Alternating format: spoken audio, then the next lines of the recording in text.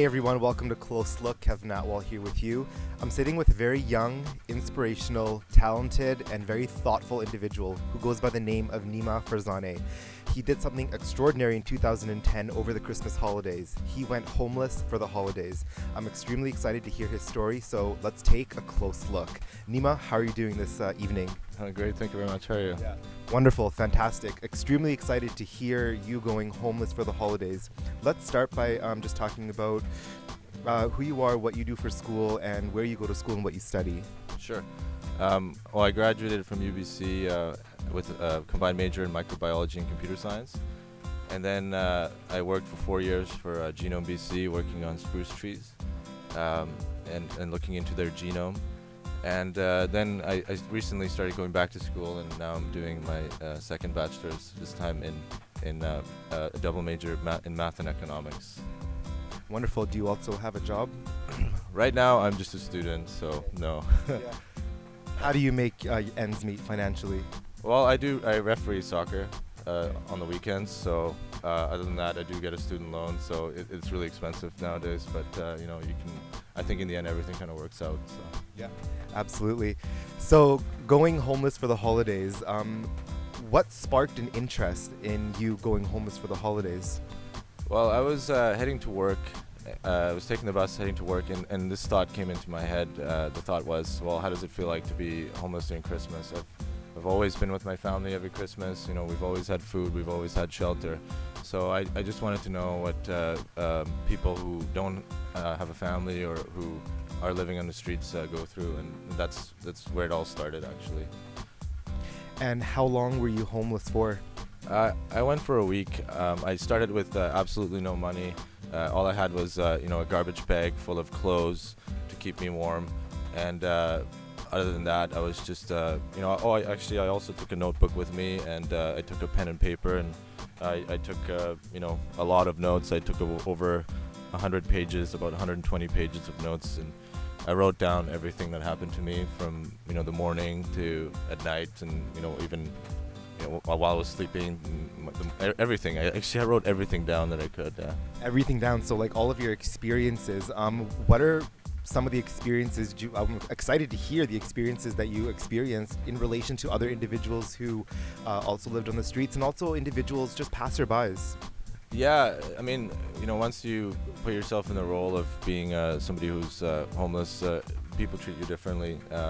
And unfortunately, one of the things that I noticed is that the people, people like us, I guess, do treat the homeless in a very poor way. Not everyone, of course, there are always exceptions, but that's one of the things I noticed very early on, actually.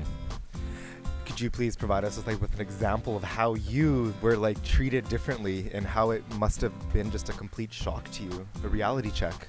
Yeah, there honestly there are lots of stories that I could tell you, but I'm going to actually tell you one about John, the firefighter. I was sitting at McDonald's around, I think it was 4 a.m., 5 a.m., and you have to keep in mind that this is during the Christmas time, so it's really cold, and the McDonald's on Granville Street is open 24 hours a day, so it's a nice place to warm up. I was there, and there were a few other people there, and I noticed this one man who was sitting close to me, and he was kind of playing with his hair a lot, and kind of moving his head around. It looked like he was in pain of some sort.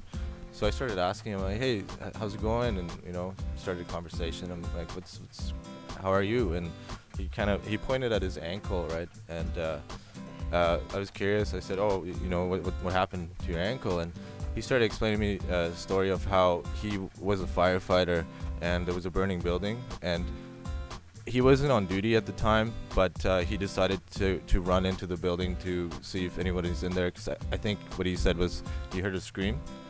So he ran in, and he did notice there was a woman in there, and he grabbed her, and as he was running out, I guess something happened, his foot got stuck or something like that, and part of the building collapsed.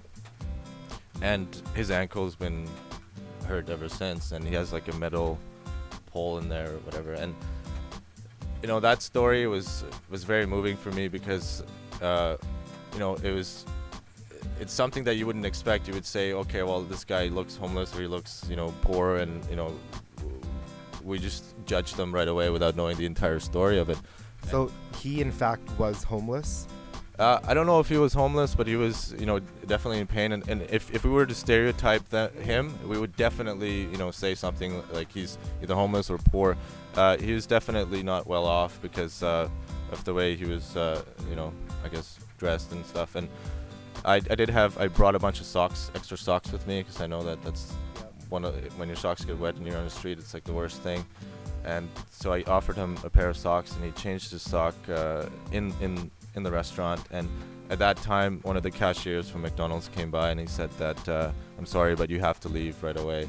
And I asked him, why, and he said that because he's taking off his shoes in the restaurant, or taking off his socks in the restaurant.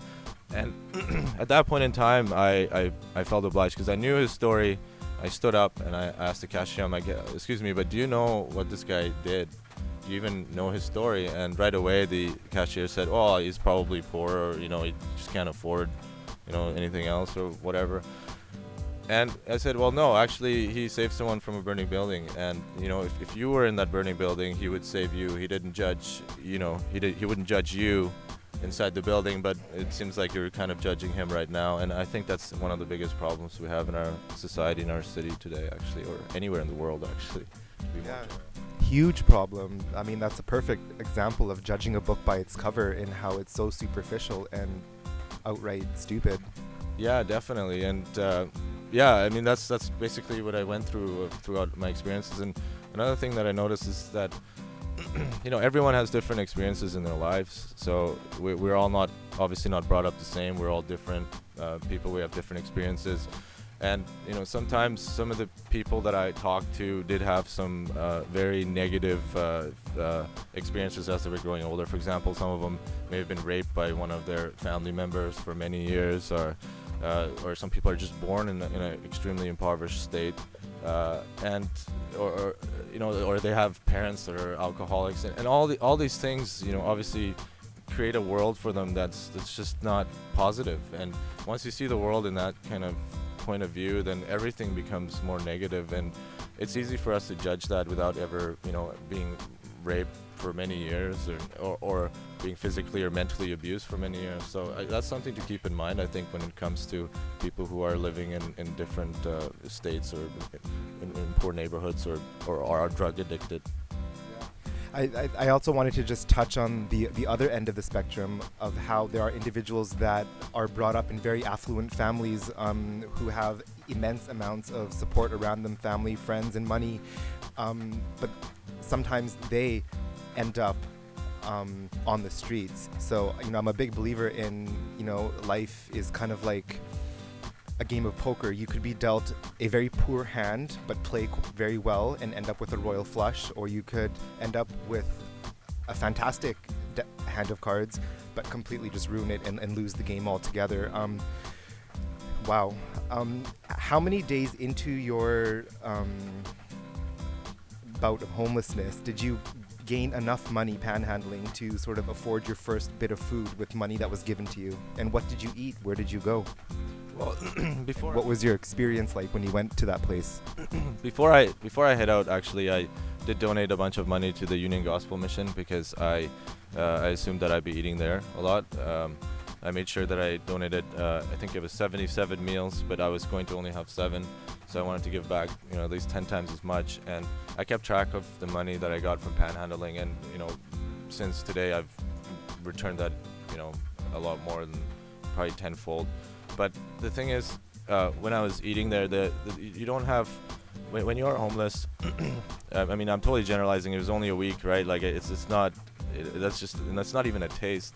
But you don't have as many choices for foods, so as people who have the luxury of buying or whatever they want. So diet's obviously much worse. You can't get as much healthy food as you could if you have money. And but overall, food wasn't really the major issue for me, because I guess maybe it was Christmas time and people are more generous during that time. So And it was actually really weird for me because there were times when I was really hungry and somebody, like random person, would just come up and say, "Oh, here you go. Do you want, a hot chocolate? And how about this sandwich?" And I was like, "Okay, I was hungry. How are you?" Like it's weird. And I think those kind of things happen actually quite a bit when you're homeless. There's something that kind of takes care of you. At least that's the experience I had when I was there. Fantastic. And Nima, what do you feel is the biggest misconception that people have these days about people who are homeless? Quite a bit, actually. I mean, I guess most people would assume that people who are homeless are not intelligent, all addicted to drugs, liars, cheaters, thieves,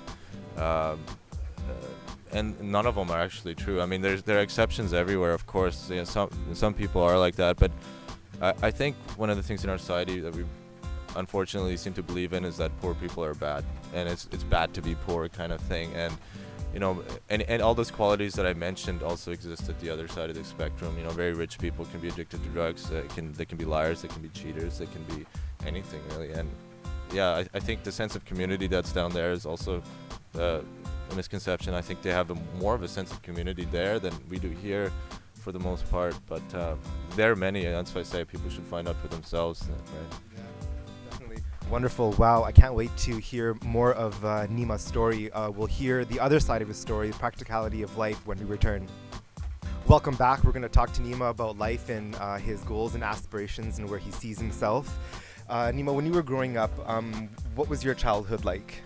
Well, to be very general, I guess that I've never not had food. I've never not had shelter. So overall, there's always been, I guess, abundance compared to the rest of the world. Definitely, I wouldn't consider myself very rich or anything. I would consider myself lower middle class, but compared to the rest of the world, very well off, very rich. Definitely. And so you're studying at UBC now. Where do you hope to see yourself in 5 years from now? 5 years. Well, I would definitely be doing more school, I think. Once I graduate with my second bachelor's, I'm considering doing my master's, preferably in the same field that I was doing before, which is bioinformatics. I'm a research scientist. That's kind of where my heart lies. That's, it ties in with the homelessness thing, because I like to find out answers. That's what I'm here for, really. Who are your inspirations? I definitely say my family. They've been there for me, since I would say day one, but for my mom it'd be day minus 9 months, I guess, right? She's been there ever since, and all the people that I meet, even people who are mean to me or nice to me, any kind of people, you learn something from everyone. So I think everyone's an inspiration in some sort of way. You gain experiences from everyone, so I wouldn't like to single out people, but of course, my family has had the biggest effect on my life. And at the age of 29, you're a very empathetic, sympathetic individual. Where do all these qualities come from? I would say maybe my family, I guess, again. Yeah, I do have my mother's side family that very empathetic, sympathetic people, so maybe it's in my genes. I don't know. I have no idea. I don't know. Cool. And it's a reality of life. Not everything's handed to you on a silver platter. You have to work very hard to achieve certain goals. Have there ever been times where you've tried to achieve something and haven't quite gotten to that point? And if so, how have you moved forward? Yeah, I used to have that. I have a different kind of perception on life now than I did before, but I totally understand your question. But I don't know. There are some things that people want, and a lot of the times it may not be the best thing for them at that point in time anyway. So it's kind of hard to say what's good and bad in your life, I would say, because we gotta face it. We don't know, if the thing that we're doing now is going to be good or bad. 10 years from now, 5 years from now, because we can't see the future. We don't know how what we're doing is related to what will happen next. The example that I usually give people is, if I cross the street and, I break my leg at that point in time, it can't be a good thing. Like, no matter what you say, like, well, I'm in pain, my leg's broken, it's bad, but somebody walking by could help me and take me to the hospital, and that someone could turn out to be, you know, my best friend. That could be my wife in the future, and you never know. And if I was to say, okay, well, was me breaking my leg a bad thing at that point in time, you know, it becomes so blurry that it's kind of hard to say what's good and bad. And to make it very general, the only time you can really say what's good and bad in my point of view is when you've passed away and somebody comes and tells you, okay, this is what life was about and this is how it all worked out. But by then it's too late. So I say don't worry about it. You know, just follow what your heart and, you know, mind kind of tells you to do, and then, you know, do your best and try to be nice to people, and I think good things will come your way. Yeah, wonderful. It's almost like if it's meant to be, it's meant to be. Yeah, exactly. Definitely. Wonderful. Well said. Do you have any fears? Yeah, well, I mean, that's one of the things that before I left, actually, to go on to the downtown east side, I was scared. I mean, I think most people would be. It's considered to be one of the poorest neighborhoods, and it's supposed to be one of the most dangerous neighborhoods. But I like facing my fears. I like to go right in there. If something scares me, I like to go there. And if spiders scare me, I like to put them on my hand, kind of thing, you know. So that's hilarious that you mentioned that, because that is my all-time #1 fear. So maybe I have to try that technique someday. Yeah, I mean, there are different ways of doing it. But yeah, I did have.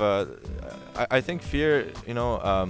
To get a little bit philosophical, I guess, I think fear is mostly inside people's heads. I mean, you have to interpret the situation, and your interpretation of a certain, you know, scene will make you fearful.